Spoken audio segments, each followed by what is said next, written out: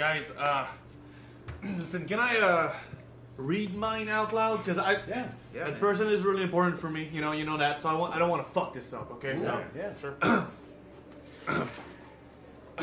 So it goes like this: you push hard, you pull hard, you are hard, and so am I. I love it. Wow. Stu, Walt Whitman couldn't have written better words. Yeah. Seriously, He's dead. beautiful, and those 3 years of creative writing have finally paid off, Finally Stu. paid My off. God! Good job, Guys. Stu. I'm proud of you. Thank you, guys. I also think I wrote my masterpiece. It goes a little something like this. Let's hear it. You've got some juicy thighs. Will you be my Valentine? Nice. Right Straight to the point. Straight to the point. Yeah. This is how it's done. This one loves all of it.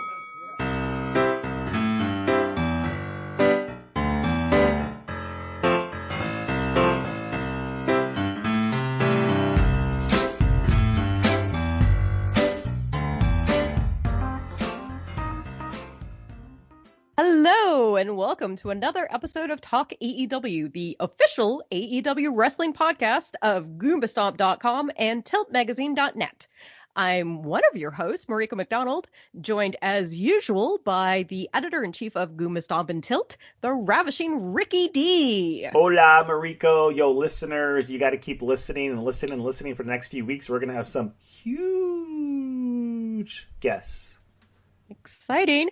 But today we do have a very special guest. We are joined by Mr. Aaron Santos. Hello. This is my second time on the podcast. Aaron, I didn't want to put you over. She just put you over. That's why I was trying to say we're going to have bigger guests in the future. Yeah. So we've got kind of a packed show today. We've got a few things we want to go over, especially need to discuss this women's Eliminator tournament. I haven't had a chance to talk about that with you guys. But first, I believe Ricky has some questions for us. Yeah, okay, so every week we're going to do Ricky's rapid-fire questions to start off the show, just to kick things off into high gear. I'm going to cap us at 10 minutes maximum. So it's going to be a challenge. Start your watches now. Yeah, because we're going to have to answer 10 questions. Well, actually, no, it's not 10 questions. It's a lot of questions within 10 minutes. So question number 1, are the Young Bucks loving the green screen a little too much? They probably are. I don't know if that's a Young Bucks thing or a Good Brothers thing, but it's... I think they've got maybe 2 more spots out of this, and then it'll be completely dead. The bestiality joke. Was that going a little too far? I think that's just like Luke Gallows being Luke Gallows. He's such a goofball. Yeah, it was in bad taste, I think, but that is kind of their brand, so it's hard to say. But I mean, if the network got complaints, then they're gonna have to pull it back. Speaking of the Young Brothers, is it just me, or do they do a better promo than the Young Bucks? I didn't say it. Aaron? I think Carl Anderson and Luke Gallows are definitely like more entertaining than the Young Bucks. Mm-hmm. I mean, but that's not saying much also. So like, okay, well here's the big question: is the Bullet Club a true Bullet Club without Finn Balor or Tonga? I was going to mention him next, but yes, yeah. Yeah, honestly, I would say Tonga is more of a crucial component than even Balor. Well, Carl Anderson and Luke Gallows were OG members too. So, but the original member the original member was Finn Balor, who back then was Prince Devitt. Yeah, Devitt. Yeah, Prince Devitt, and I think it was actually Carl Anderson and Luke Gallows who were recruited next, and then the Girls of Destiny. Yeah, because from my understanding, it's based on the leader. So every sort of like generation has a new leader. So it could be Kenny Omega, AJ Styles. They kind of get back. Well, Prince Devitt got backstabbed within a year. Yeah, within a year. And then the same thing happened to AJ Styles. I think Kenny Omega turned on AJ Styles, Group turned on AJ Styles. Right. But every sort of like iteration has like a new leader. So right now the leader, I guess, is Jay White. Yeah, but there's also so many splinter groups now and like sub Yeah. factions. Like it's kind of getting NWO-ish in my opinion, but that's just me. Yeah, because in NJPW you have Bullet Club, you have Chaos, you have Lost Ingor, Tetsuya There's- Naito's. Ingernoblis? Yeah, Ingrid Nobliss. I know, I'm trying so hard to get it right. But yeah, it's like there is a lot of factions in NJPW right now. That's true. Well, they did nod to the Wolfpack this week, right? Yeah, they made a full-on Wolfpack joke. Yeah, they did. But that was kind of funny though. It was, yeah. No, I thought that was great. Yeah. Okay, why was Sting not ringside during the Darby Allen Joey Janela match when they promoted him being ringside for like 3 weeks? Because he needed to rush to the back later and needed to make sure that he was limber. The funniest for moment his on Dynamite. Leisurely stroll to the parking lot. Okay. The funniest moment, and I messaged you both when this happened. Tony Schiavone watches a different show because, I quote, he said, "Oh my God, Sting's in hot pursuit." Sting, first of all, was not in hot pursuit. Sting was strolling to the back. He walks so bloody slow, and every week he pops up on Dynamite and he does jack shit because before he can even talk, Taz interrupts him, and Taz is not even in the building and he's interrupting Sting. I love Sting. It's just like, this is not a good use for Sting, though. Okay, Darby Allin. I also love Darby Allin. He's one of my favorites. Okay, was he actually in the body bag? Yeah. He was. Yeah. That's what I'm saying, too. A lot of people are saying no, but there was no cut unless they pulled off some David Copperfield magic shit. Yeah. I mean, the other thing is, we didn't see, like, all we saw was his head. They could have had, like, 4 layers of plywood underneath him to make sure he didn't get hurt. Like, I don't see how you couldn't do it with him in there safely. There's a way to do it. Yeah. And plus Darby Allin has done way worse stunts than that. So Okay, but Aaron, is it going too far? dragging him in a body bag? Given the fact that he's now sort of like an idol for a lot of the young kids and it's on TNT on television, is it going too far? I don't think so. I mean, like, I was a young kid during the Attitude Era, and I feel like I've seen worse things than what. But also, like, kids really shouldn't be pile drivering each other either, but I mean, that happens. And Yeah, it happens. Can I just remind everybody that Big Boss Man drove off with the coffin of the Big Show's dad, and the Big Show jumped on the coffin. And do you guys remember when Big Show was hung?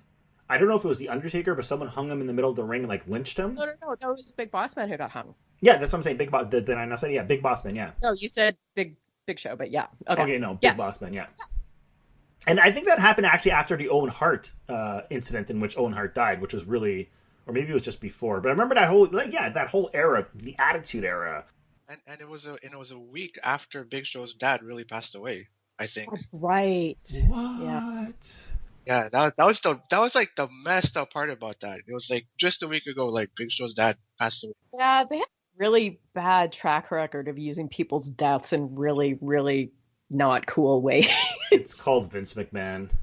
Is 2 kidnappings back to back 2 weeks in a row a little too much? Oh. No, it depends who it is. By the way, if you don't know, they mentioned it in Dark that FTR basically let Marco Stunt go, but they didn't actually film it. It's very bizarre. Did Sammy accidentally walk out of the wrong tunnel?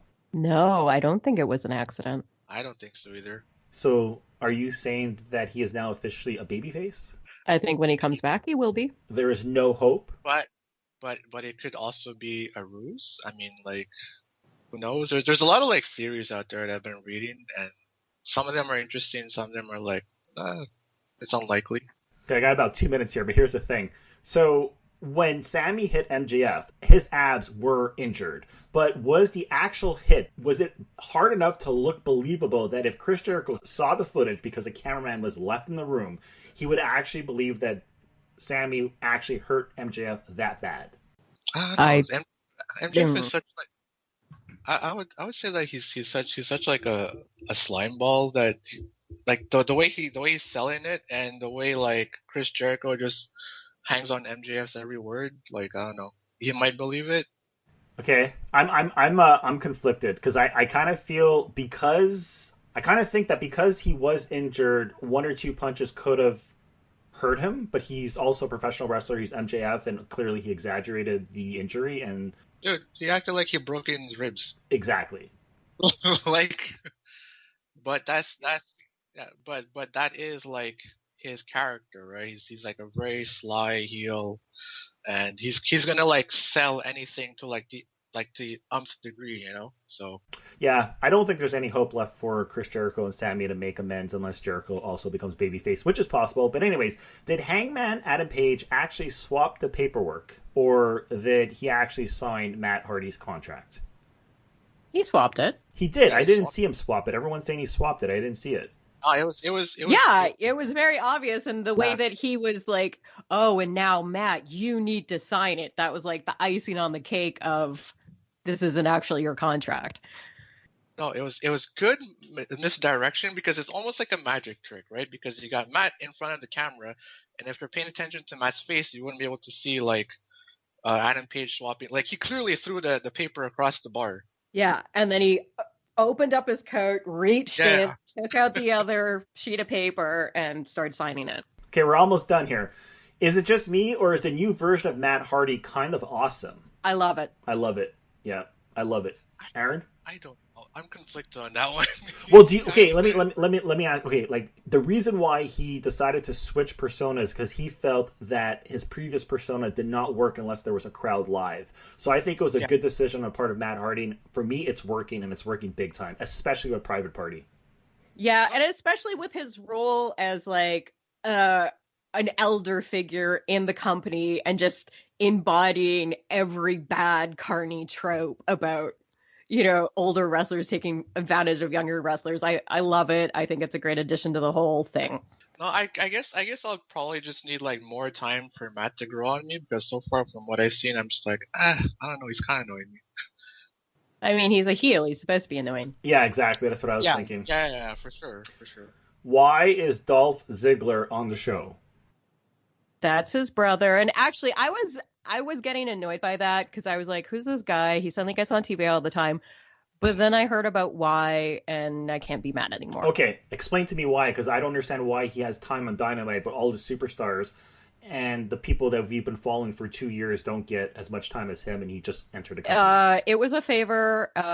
We probably seen the last of him, actually, last week. He was only in town for a very short amount of time. He was actually in Florida visiting Amanda Huber because he used to babysit their kids. Oh, right. And Someone so made mention while of this. he was in town, Tony was like, do you want to do a couple matches?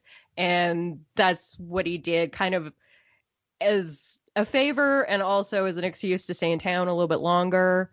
So, you know, knowing that, and I mean, the fact that he was getting squashed every night, like, I can kind of excuse it. But if, you know, then we find out if he's on again next week, you know, I'll eat my words. But from what I understand, that was the situation.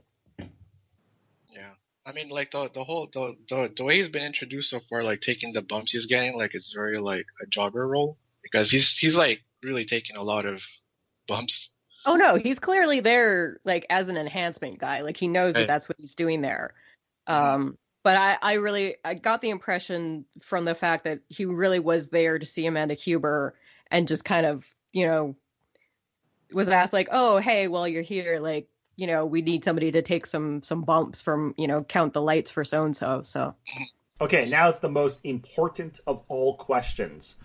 I'm pretty sure you all watch BTE. So we're approaching Valentine's Day. I want to know, did the Dark Order approach Wardlow the wrong way in how they presented him with Valentine's gifts? Meaning, do you think Wardlow would appreciate the traditional quote-unquote cliche Valentine's gifts like flowers, or would he want you to be a bit more creative? I can picture Wardlow getting flowers. He seems like a pretty traditional kind of guy, and to be fair, in the episode, he was pretty chuffed at everything, all the poems and cards and things. So I think maybe you could just win him over with some chocolates and some flowers. He was pretty pissed off at 5. Everyone's pissed off at 5. If you don't know what we're talking about, you need to watch BT. Basically, everyone in the Dark Order except for Anna. Everyone offered him a Valentine's gift except for Five, and he was really pissed off at Five. Anyways, I thought it was a really good segment, a really good skit. So yeah. Anyhow, last question: the Acclaimed, aka the greatest tag team in the world, do they need to drop the props? For example, the Ghetto Blaster. Is it needed? I love the way they brought it into the match last night. Mm-hmm. That was a good way to bring it in. No, it's a good point, because the thing is, I think it kind of looks cheesy, but they use it in the match, and they use it in and in this case, they used the Ghetto Blaster, but they didn't actually win the match, hitting Jericho over the head with the Ghetto Blaster, which I thought was really cool, because you would assume that if they were to win, which I don't think they would win by cheating with the Ghetto Blaster. Anyways, those are Ricky's rapid fire questions. I think we went about 2 minutes over, but it's okay, because we answered everything that everybody needs to know. Excellent. So, moving along to the meat of the episode, we're going to talk about the Women's World Championship Eliminator Tournament. So I think first this week they announced all of the matchups for the first round, and also the fact that half of the tournament is not going to be on Dynamite. How do we feel about that? I feel like, given the circumstances of the situation, maybe this is like the best they could do is like put it on YouTube, because I know like I would prefer to see them like all in the same arena, all fighting and sharing time on the main, like on TNT. But just given the fact of like COVID and travel restrictions, I mean, it's okay. Okay, so you don't feel like, maybe one side, it feels more legit being on TV than the people relegated to YouTube? It's tough, Mariko, because I'm with Aaron. Like, I don't want to pass judgment and start criticizing AEW because we don't know the logistics. Like, we don't know, for example, if there's a problem with TNT and or the legal team and or them not having a proper way to film it for Dynamite in which it can be blended into the show so it seems natural. Like, I don't know. I think personally they could just cut away to an event in Japan and make it clear that it's a different arena. So it's hard for me to say. Well, I mean, none of these things are happening live. Like, most of the matches in Japan are being filmed right now. Yeah, I know. And I mean, it's not like they haven't done like pre-taped and put in segments or even rejiggered segments around on things. So I don't understand why filming something in Japan necessitates like not like it. We're not in a world where everything is happening live all the time. So to me, that's what's confusing about it. Well, like, okay, my I guess what I would say to that subject too is because, like, let's look at the North American like wrestling scene, or maybe like the fans. Like, looking at this list on the Japanese side, I don't know how many of let's say like people that tune in to watch AEW would know all of these Japanese wrestlers. Some of them have appeared on AEW already. Yeah. Isn't it sort of a missed opportunity not to have these people on TV to introduce them to a larger world? No, like sure. it becomes like a chicken and egg thing. And the other thing that the reason that I bring this up is it's the same thing that happened with the women's tag team tournament. Mm-hmm. They didn't have faith that it would pull numbers, so they threw it on YouTube. Less and less people turned in, even on YouTube. And it kind of cheapened the whole thing in my mind. Yeah. No, because I think there was an argument too that I read on the internet where like they're also like afraid to put, because I think these matches are happening at the Ice Ribbon Palace? Yeah. The Tokyo Joshi where they film it. I don't know if there's any fans there, but there were like some people saying that like having like a show on Dynamite showing like an empty arena and stuff, like they're worried that maybe like the ratings would not fly well. So here's my question for both of you. Okay, if we weren't in the middle of a pandemic and there was no travel restrictions, do you think that they would make this decision, or do you think it would be live on Dynamite? Oh, it would be live on Dynamite for sure. Because that's the thing. Like, I'm in agreement with Mariko. Like, I would love to see these matches on Dynamite. But I also don't want to criticize them, because there's been plenty of times on the podcast where, when we don't get too critical, but we say something, and then the next week we learn the reason why so-and-so happened, or why they made a so-and-so decision, because, for example, someone's injured, and we did not know that person is injured, and now it all makes sense. In this case, I mean, look, at the end of the day, they got one show, and they need to make the best out of the one show. So they need the ratings to stay high. They have sponsors and investors and bosses and people and whatever to answer to in TNT, the network itself. So it might be a tough sell to say, hey, we're going to show 4 matches that were filmed in Japan in a different arena with no audience on our show. Now, I think they could still do it. I don't know if they put in enough effort, but each and every single week on the show, I say that one of my big criticisms of AEW is they don't put enough effort into their shows, and that means Dark, and that means Dynamite. Why is it not on Dark? Forget about just being a YouTube tournament. Why not put it on Dark? Forget about Dynamite. Again, that was the same thing with the women's tag team tournament. Like, I can I definitely can understand the reasoning behind, not wanting to present two very different looking products on the same program. I understand that, but I am, again, worried, like kind of happened with the women's tag team tournament, is that it, putting it on YouTube, putting it on its own show kind of ghettoizes it in a way. And it makes it harder for the people who are only watching Dynamite to understand who these wrestlers are. And okay, the winner from Japan will fight in the finals or the semifinals in America. But, if you're not tuning in every week on Monday to know who that person is going to be, it's just like a random match all of a sudden on Dynamite. But at the end of the day, like, there are 2 brackets, and whoever wins on the left side of the bracket is going to have to meet the winner of the right side of the bracket. So eventually one of these wrestlers is going to have to wrestle on Dynamite. So is it because they can only fly in one of the wrestlers into North America? I don't think that's the case, because Shida is in Japan right now, coaching this whole thing. Yeah, she's producing the event, or she's producing the tournament on the Japanese side. So, okay, can you guys educate me and the listeners? So, for example, I know 2 of these wrestlers. I know Asha Khan, and I know Yuka Sakazaki, sorry.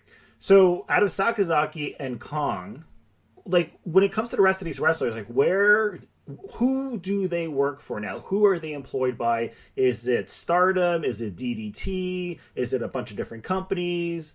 Which of these wrestlers has the best chance to make it to the final? And is it because it's based on their skills, or based on legalities, like contracts and who's actually allowed to fly to North America, for example? I mean, I'm going to start with the premise that everyone in the tournament is going to be allowed to travel to the U.S. should they win. Because if that wasn't the case, then that was just dumb. Now, going through some of the Japanese wrestlers who will be part of the tournament, it looks like a lot of them are coming from Tokyo Joshi Pro and Gato Move, which is Emi Sakura's promotion. She is also in the tournament. Emi Sakura, you may remember as the woman who dresses as Freddie Mercury and confuses everyone. Yeah. She's actually up against Veni. I don't know how you pronounce her name. Veni. Yes.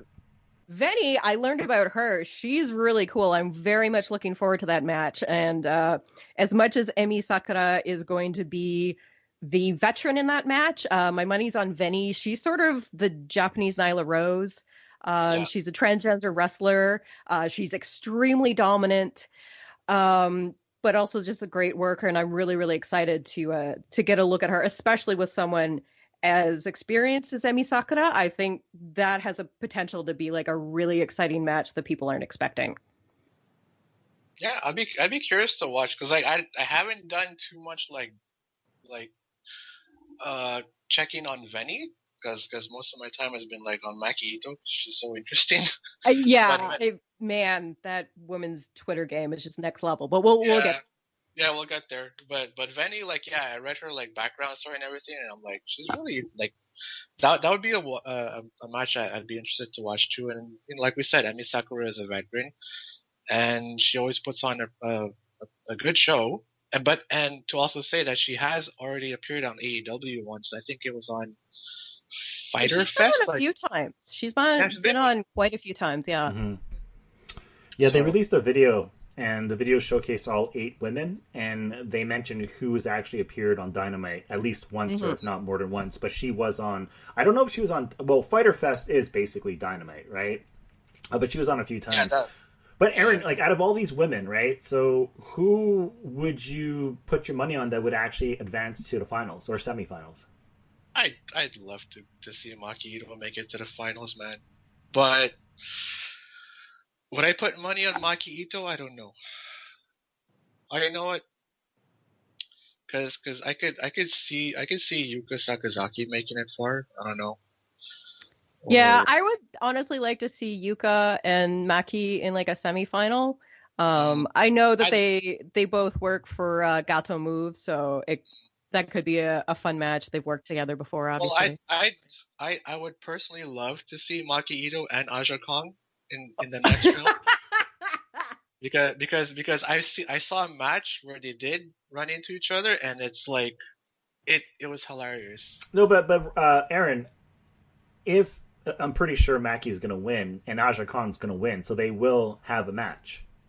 Yeah. If you look at the bracket, they're on the right side, the bottom of the bracket, so they need to win to lead. Kind of start going through the brackets one by one. So first round in Japan, we've got Yuka Sakazaki, the magical girl, versus Mei Suruga, who is actually another protege of Emi Sakura. I watched some of her Gato Move matches. She's pretty green. So I'm going to give this one to Sakazaki. I'm going to agree only because it seemed like Tony Schiavone was really pushing her in the video package that they released on social media this week, and she's already appeared on Dynamite, I think, if not Dark. So yeah, she's been on a couple times. Early, like we're talking like the early phase of like AEW, like first like 6 months type thing. So I'm going to give it to her. Like the Fighter Fest and some of those weird like 4-way women's matches that were just thrown together. All right, next is Veni versus Emi Sakura. I think we already kind of said who we'd like to see win in that one. But I think Emi's going to win. Yeah? Yeah, I really do. Because I did a bunch of. I didn't do as much research as you guys, but I did watch some some matches on YouTube. They actually had this like package. It was really weird. So on Saturday night, it went live. There was like this AEW. It wasn't AEW, but it was sponsored. It was promoted as AEW. Here's the women are entering the tournament. Watch live, and it clearly was not matches that were filmed live, but this thing was streamed live, and it showed a bunch of their matches. I don't know if you guys know what I'm talking about, but anyways, I saw a bunch of her matches. I don't know if Veni has star power, but I think this. Again, I don't know what pronounced the name is. Is it Emi or Emi Sakura? Emi. Yeah, Japanese is all phonetic. I is always pronounced E. E is always pronounced A. O is always pronounced O. Can you repeat that? Well, the alphabet goes A, I, U, E, O. Ka, ki, ku, ke, ko. So an I is always E, and E is always E. Emi. Emi. Emi. Emi Sakura. Emi. Okay. Sakura. Yeah. Your Japanese lesson of the day, Rick. Yeah, I mean, I think the main reason I want to see Veni go over is just, like, I feel like Emi Sakura's position, especially in this tournament, is really about elevating her students and the other younger wrestlers. maybe it makes sense for her to go to the second round, but I personally, I'd prefer to see more of the people we haven't really seen before. Yeah, I totally agree. I would love to see like Veni like make it to the next round, but for some reason I can't see it because like in terms of booking, like Emi Sakura is already like pretty. She has that star power, right? And she's already been introduced to like those who follow AEW for a long time. So I don't know. I feel like the booking would just go to like Emi Sakura. All right. And then next up, we've got Makito, the deity of shit of Twitter. If you guys are not following Makito on Twitter and you do Twitter, get on that right now. Mm-hmm. Her daily English is just curse words, which she announces with the most spunk and positivity you've ever heard. I just adore everything about her. And her comeback to Jim Cornette this week was beyond epic. So I'm rooting for her. However, Ryo Mizunami is not a woman to be trifled with. I don't know if you guys have looked her up, but she is tough. Did Maki Ito already fight her before? I think she did, no? Yeah, I think they have fought before, definitely. Yeah, I think that was a match that I saw recently. Yeah, it was a Gato move match, actually, in a dojo without any ropes, which was weird. Yeah, because I'm not super familiar with Ryo Mizunami. I mean, like, I haven't done too much of a deep dive on her, but I know that name sounds familiar, and I might have seen a match with Maki Ito. So, but I'm just gonna keep picking Maki Ito just because of how awesome she is. Yeah, and so many people are learning about her through Twitter. Yeah. Like, she's really starting to get a lot of buzz, so I think it would be really smart for her to keep her in the tournament as long as possible. Well, Like, she's already a fan favorite, and most of us haven't even seen her wrestle yet, so yeah. Exactly. Okay, I'm confused. I mean, I'm not confused. I'm undecided because I was going to choose Maki Ito just because I love her name and I love her look and I love her Twitter presence. But now you kind of make it seem like this Rio is going to just storm through the whole tournament and kick everyone's ass. I mean, if you've seen her, it's plausible. Like, she's... if I had to compare her to someone, I would maybe say like a Leila Hirsch. Like, she's got a lot of swag, a lot of real kind of MMA. It turns out she has actually wrestled for AEW before. It was at one of those weird 6-way things at Double or Nothing, the first Double or Nothing. I think well, we can move on to the next round, but I think Aja Kong is going to advance for sure in the next round. Dude, she's just such a beast. Yeah. Yeah. You know, the thing is, I'm kind of scared that she's gonna end up in the finals, and it's not. I don't have anything against her, but everyone kind of already knows who she is. I kind of want someone else to get the spotlight. Yeah, I mean, it would be kind of fun to watch her and Maki Ito fight. And, you know, she has good name recognition. But again, for me, it's the same kind of thing as with Emi Sakura. You know, she is such a veteran. We already know what she can do. You know, maybe it's not plausible that someone less experienced beats her in the first round. But on the other hand, a final with Emi Sakura and Aja Kong doesn't, I mean... I don't know. It could still be good, but I think it's more exciting to have someone young and fresh.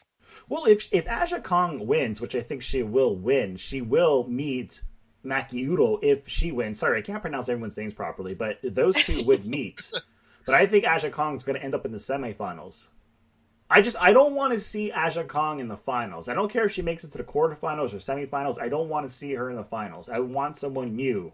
And you know what? The question is, who do we think is going to win on the other side? Because, you know, if, for example, if you think Thunderosa is going to make it to the finals, then who would you pair up with Thunderosa? I mean, Britt Baker, obviously. No, but yeah. I mean the finals, not the semifinals. Yeah. I want to see Maki Ito. They fought before, and it would be a great grudge match. That's what I'm thinking. Because if you look at the bracket, right? So for sure, I think it's going to be Thunderosa and Britt Baker in the semifinals. But I don't think Britt Baker is going to make it to the finals. Like, I think Thunderosa is going to beat her.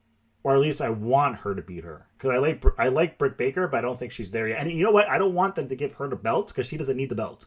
She's so great without having a belt that she does not need a belt. Not yet. Not now. All right, so let's go through the women's first round brackets. Now, Leila Hirsch versus Thunderosa we saw last night, so we know that Thunderosa is going to be challenging either Serena Deeb or Riho.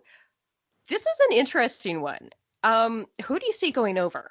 I think Serena Deeb. I think it's going to be a rematch, and they had like one of the best matches of 2020. So as much as I love Riho, I just think Serena Deeb's going to get the push.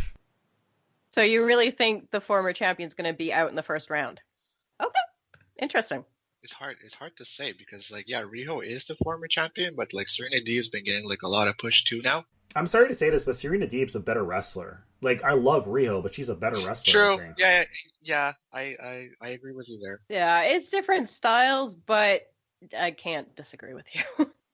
The other thing is that Serena Deeb still holds the NWA World Title, so that is true. Not going very far in this tournament wouldn't really weaken her that much, in my opinion. You know what? I think you're right. I think Serena Deeb has a better chance of getting into the finals than Thunder Rosa, actually. Because here's the thing. So based on the match from Dynamite last week, you would think that they would have a rematch between Thunder Rosa and Britt Baker, but we all know that AEW has trademarked the name Battle of the Belts, and we all know Serena Deeb has a championship belt. If they are trying to build to some kind of like huge pay-per-view event in which they have different wrestling promotions with different championships all defending their championship belts on this one huge massive PPV, it would make sense if Serena Deeb wins the tournament and she therefore has to wrestle Shida. I like that idea. I don't actually think it's going to happen. I like Serena Deeb. I like Serena Deeb too, but the reason I don't think it's going to happen is because when they make these grand plans, the women are almost never involved. It's always an afterthought. So that, as much as like it would be dumb being that there is someone already carrying around another belt, but again, prove me wrong, please. Well, does any of these wrestlers on the Japanese side have a belt in Tokyo Joshi? I have no idea who's currently holding belts. I know that almost all of them have been champions at some point, but I'm not aware of who is currently holding a championship. Yeah. Although I would assume that if there were current championship holders, it would be included. The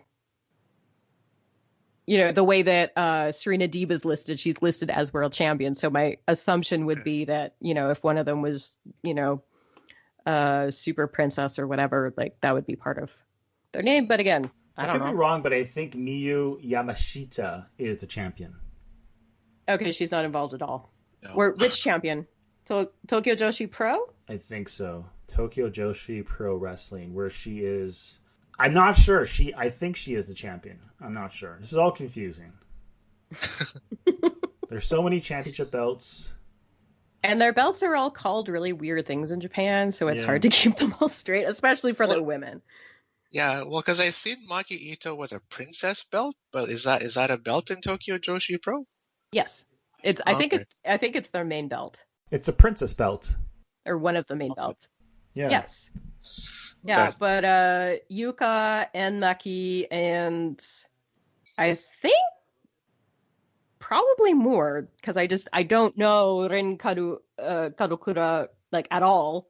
Again, she seems also pretty young and pretty green. But maybe it'll be something really impressive against Aja Kong. I don't know. I think I got the winner or the champion. So it was a little tricky, but Rika Tatsumi, according to Google, won the championship in January 2021. So she has to be the current champion. Okay. Okay, well, she's not in the tournament. So. That's not exactly not in the tournament, so okay. All right, so there's 2 more matches to go through for the United States first round. We've got Tay Conti versus Nyla Rose. Nyla Rose. Yeah, I think so. I'm undecisive. I don't know if they took the belt away from Nyla Rose too soon. I know, once again, the pandemic got in the way. But I liked her as a champion, and I like her as a heel, and I like her with Vicky. And I kind of felt that when she really had something going, and I know there was injuries, and there was the pandemic, and all this other stuff, but I really wish it had gone better for her. But the thing is, I think she's going to advance, but I don't think she's going to make it past the next round, because I think she's going to face off against Dr. Britt Baker, guaranteed. I sure hope so. Yeah, as far as Anna Jay and Britt Baker, like, we know the Britt has to go far. We know that she needs to continue her feud with Thunderosa through this, because it's just too good. Their chemistry is just amazing. So I guess we'll find out next week. Yeah, and I feel like Nyla Rose against Britt Baker is like a good way to build Nyla Rose back up, because we know if Britt Baker like beats Nyla Rose, she's probably not gonna like let it go down so easily. So you could also I'm expecting a real battle for that one. You know, potentially props getting involved or threatening to get involved. So I think it'll be really good. So here's the thing, right? So this is going to be on YouTube. Now Dynamite pulls in about roughly 1 million viewers per week, depending on the week, right? Because it's never precise, but they're getting good ratings, right? So if there are like 800,000 views on YouTube, that'll be equivalent to the amount of people that watch Dynamite on a weekly basis. So I'll be curious to see how many people actually tune in and watch the matches on Monday. But that said, again, at the end of the tournament, eventually one of these women on the Japanese side is going to fly to North America to appear on, I guess, the pay-per-view and or an episode of Dynamite. Like, there's no way the final round is going to be on YouTube, because that would just be stupid. If I'm not mistaken, maybe someone can check it out, but isn't the finals at Revolution? Okay, well, let's do our math. So next week is round 2, round 3 would be the week after, and round 4. Like 2 weeks away. So the final round would be the first week of March. But do you put the championship match on Revolution, or do you put the tournament finals on Revolution? That's the thing. When is Revolution? Revolution's on the 6th? 7th. Early 7th? March, yeah. Oh, they put it on a Sunday? Really? What? Yeah, No, it'd be a Saturday. No, it's a Sunday. Because Really? Saturday is a UFC event. Oh, right. Yeah, it's true. So therefore, Wednesday the 3rd. That's on the 7th. Okay. Yeah, Dynamite's the 3rd, which is Wednesday. But so you're telling me that they're going to have the finals on the 3rd, and then a few days later they're going to have a wrestling match for the championship belt? I don't know. I don't know if it's for the championship belt, or is it just the finals of the Super 16? Well, wait. We're assuming that the winner of this tournament is going to get a shot at the championship belt. This is just a tournament. Yeah. This has nothing to do with the championship belt that Shida holds. No. I don't even think that the ranking system comes into effect for this tournament. No, it's an eliminator tournament, just like they did for the dudes. Yeah. So I'm not sure. I honestly, that's the thing, right? So, like, let's say we're going to have 2 great, fantastic women's matches at Revolution. Would you want to see Thunderosa and Serena Deeb, or Thunderosa and Britt Baker in the semifinals? Because if they're eliminated, they don't even get to the semifinals. They can have a match themselves at the... Man, I don't know.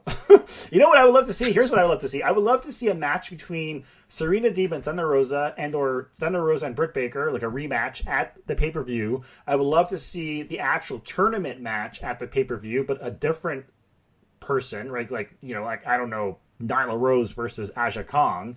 And I would love to see Shida defend the championship against someone like Serena Deeb. So we would have 3 fantastic women's matches at the pay-per-view. But like you said, Mariko, I don't think they're going to do it, because usually the women's division is an afterthought at AEW. And on that note, I think it's time to take a little break. And when we come back, we will be talking about Lee Johnson. Tony, it's all yours. All right, JR, this is quite a moment. The Nightmare family out here, and they're chanting Lee Johnson's name. Lee, I know this is a very emotional time for you. first win, and it comes here on Dynamite on TNT. It's got to be feeling big for you right now. You know, you see, Tony, I wish I had a world of words for you, but I just don't. A year of losing. 0-29. My trainers, Cody, Dustin, Arn, and hell, even Brandy. They showed me that if you do the work, then it always damn pays off. The Rose family is my family. And they alone did this for me.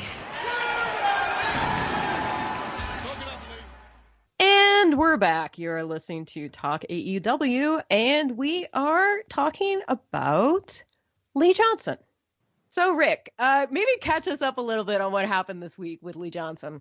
Okay, so so basically, long story short, listeners, Mariko messaged Aaron and I. She's like, I really need to talk about the Lee Johnson match. And I thought it was going to be like all positive, right? Because I love Lee Johnson. We've been raving about this dude for like weeks and weeks. I love him too. Yeah, we're always like, why does he keep losing? Why does he keep losing? So here's the thing. So going into Dynamite, I was confused. I thought he won a match in Dark, which got him the ticket to Dynamite. So when he appeared at Dynamite in a tag team match, and he won again in a tag team match side by side with Cody, to me it all made sense. I'm like, okay, so QT Marshall is his trainer, Dustin is his trainer, his coach, or his mentor. He's part of like the quote-unquote Nightmare family like everyone else is.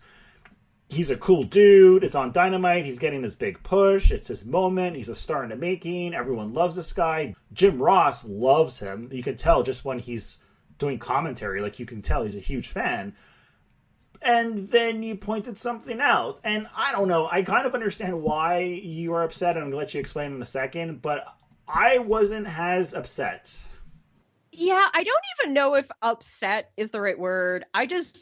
I noticed something about the situation, and I didn't go into it fully with you guys because I know that I am reading too much into this. I know that. I know that I'm inventing mountains out of molehills, but something about it rubbed me the wrong way. And these are the two things. Okay, so first of all, like, we're super confused about his position in the Nightmare family. And Cody's come out and said that it's not your typical kind of faction, which I'm like, okay, what is it? Is it a lifestyle brand? Like, what are we talking about? But, you know, QT and Dustin had a three-way match with Camarado, not Lee Johnson. And Lee Johnson had a tag match with somebody else and lost. And I was like, oh, he doesn't even get a tune-up for his match on Dynamite? Okay, fine, whatever. We're going to continue the storyline of him losing, and then I guess that means he has to win on Dynamite because he's with Cody. And, like, God forbid Cody loses to Pretty Peter Avalon. That's not going to happen. But it did kind of rub me the wrong way that Lee Johnson's first win had to be in a tag match. And it had to be with a white dude, and he had to thank all of the other white dudes on the team for getting him to where he was, and his team members, and like, no one was thinking about race at the time, and it doesn't even necessarily have to be part of it, but I just feel like maybe Black History Month wasn't the best time to elevate a black man on the shoulder of a bunch of white dudes. But I mean, that's me and my hang-ups. And you guys can tell me how wrong and stupid and I'm overreacting, but it was something that this thought that I had while I was watching it, and I just wanted to discuss it with you guys. I'm going to let Aaron take over, but I will say this. I think there is a better way to write the story, but I don't have a problem with the story. But before I cut in, Aaron, please, by all means. I mean, if you put it into that perspective, I think you have all the reason to have the match rub you the wrong way. For me, like, I didn't read too much into the match. I just saw it as like a way of like getting Lee Johnson a push towards you know, main story of like Dynamite.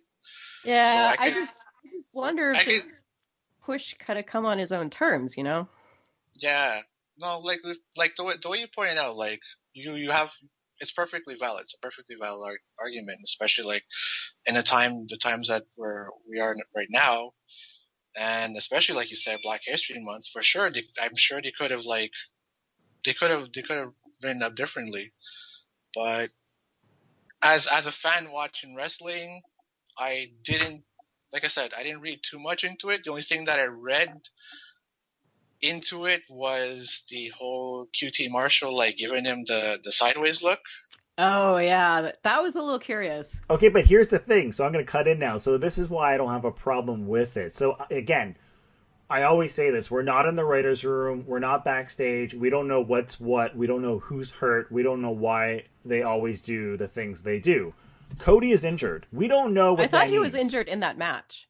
So that's the thing. Was he injured in the match? Was he injured before the match? And he used the match as an excuse to show off his injury? That's I don't know. the thing. We don't know. I mean, according to Arn, he got dinged. But here's the thing. Like, hear me out, though. So again, I thought he already had a singles match. I was wrong. But that said, so he comes out.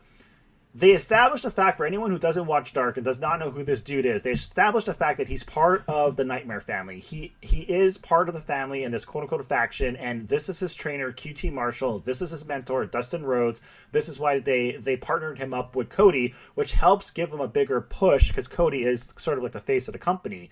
He gets the win. He gets the pin, not Cody. Cody's outside of the ring. He's injured. He's hurt. He can't pin anybody for the life of him, right? Now, yes, it's against Peter Avalon. It would have been cooler if it was against Cesar.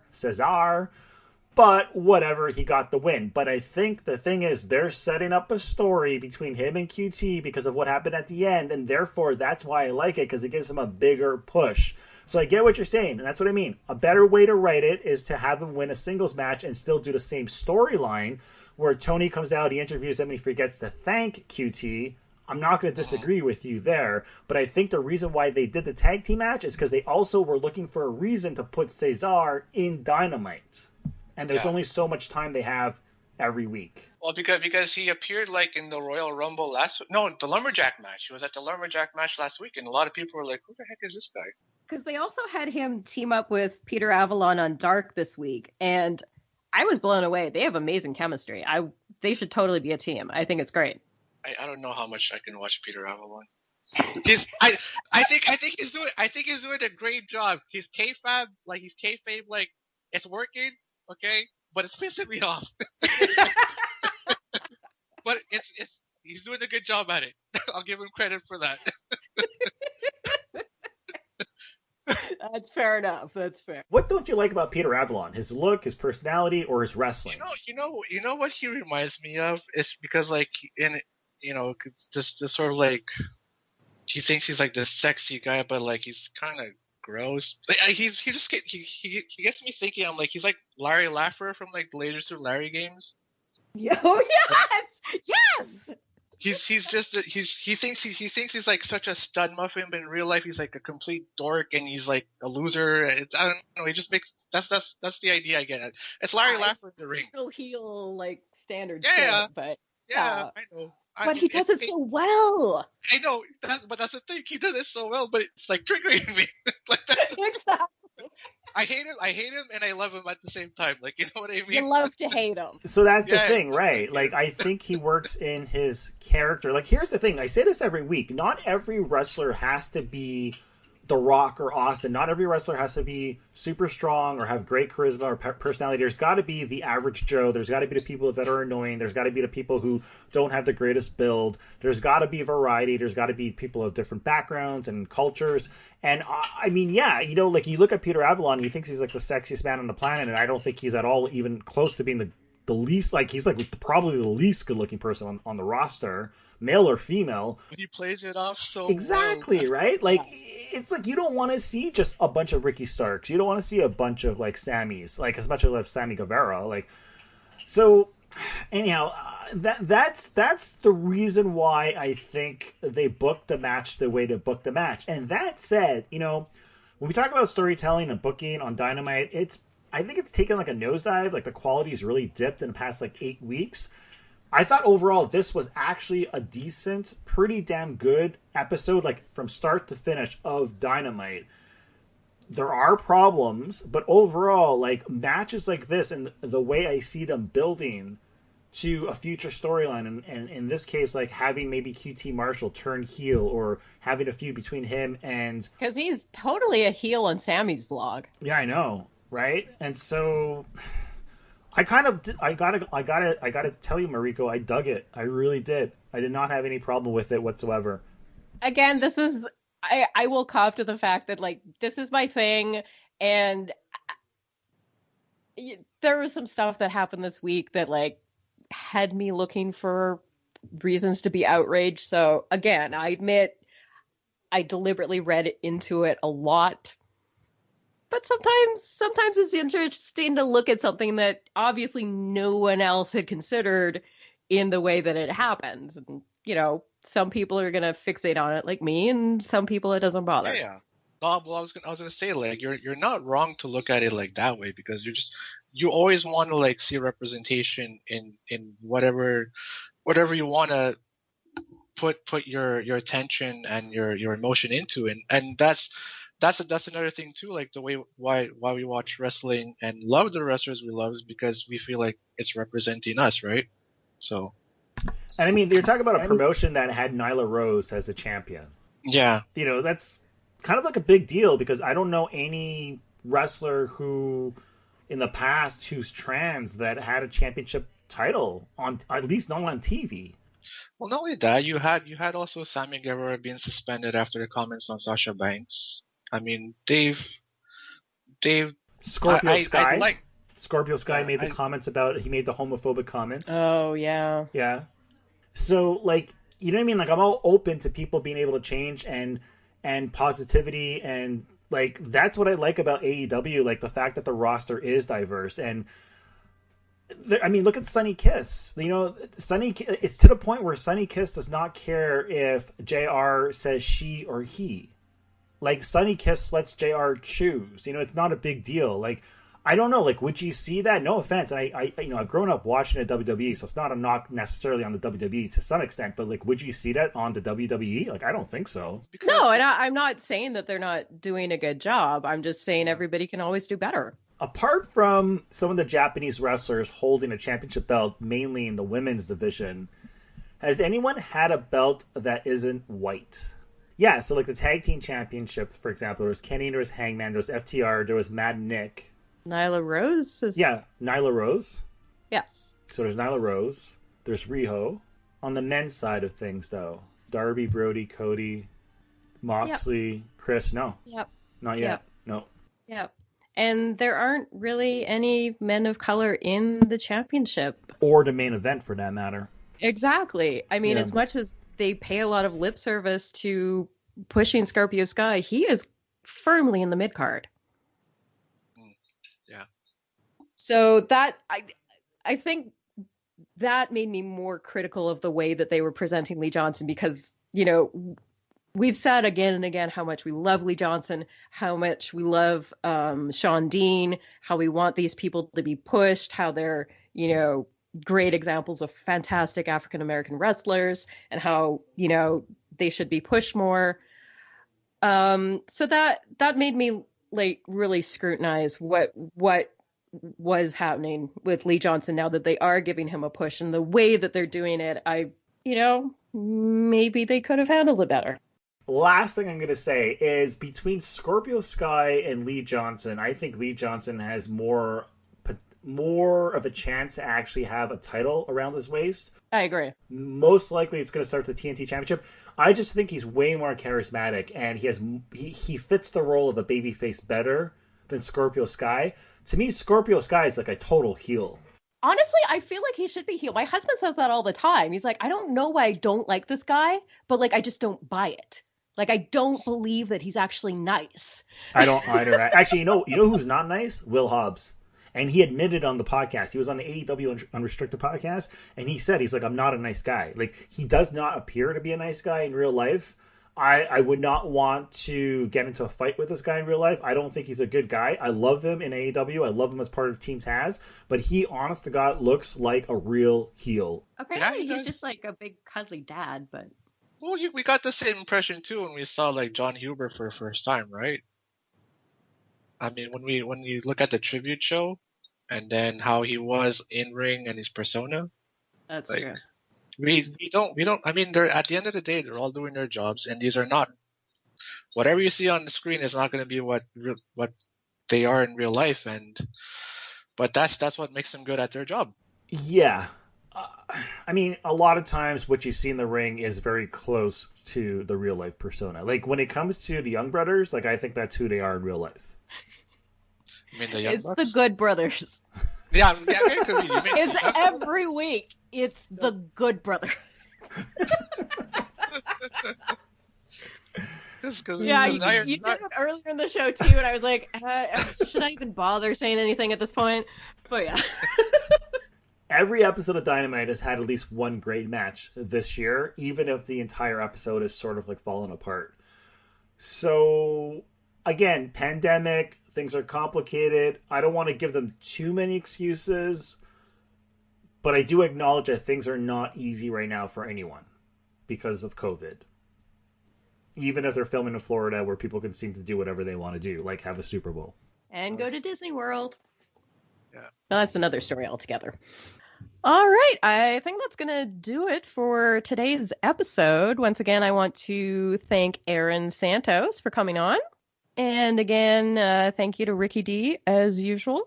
Just a reminder, you can find the podcast over at goombastomp.com. Just click on the wrestling section and or the podcast section. The podcast itself is on iTunes, Podbean, Spotify, YouTube, Amazon. It's like everywhere, but just go to the website and you'll find all the links within each post of each episode. And, the Twitter handle is Talk AEW Podcast, I believe. All right. That's everything for this week. Again, Twitter, you can go to AEW Podcast, and we'll see you again next week. What's the problem here, man? You come out 5 minutes late, then I hear you punch Max in the stomach. You're smashing his phone. What's wrong with you? What's the problem? Huh? Chris? What? I told you. December 9th, 2020, right here on Dynamite. If one more thing happened with him, that I was done.